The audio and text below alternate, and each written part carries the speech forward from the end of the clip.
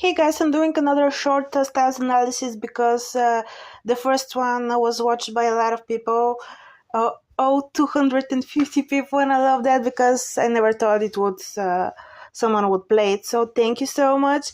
So the second part of my analysis is actually, if you think about it, Dylan O'Brien was, I think, 17 or 18 when he auditioned for Teen Wolf, and I think he was the baby of the cast. And it was very interesting because he had a YouTube channel and he was noticed by the Teen Wolf crew because of his Teen Wolf channel, and he actually sent out a lot of applications for uh, for him to go to acting school, but all of them rejected him.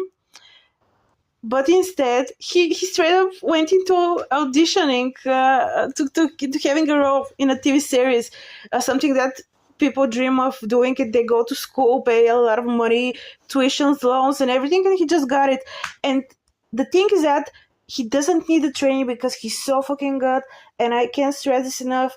I mean, Void Styles, I just can't get over this role. I love him in this, the Maze Runner. I love Another Monsters.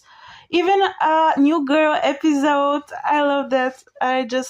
I'm a huge Styles stan, so yes, and it was very fantastic to watch his career blossom.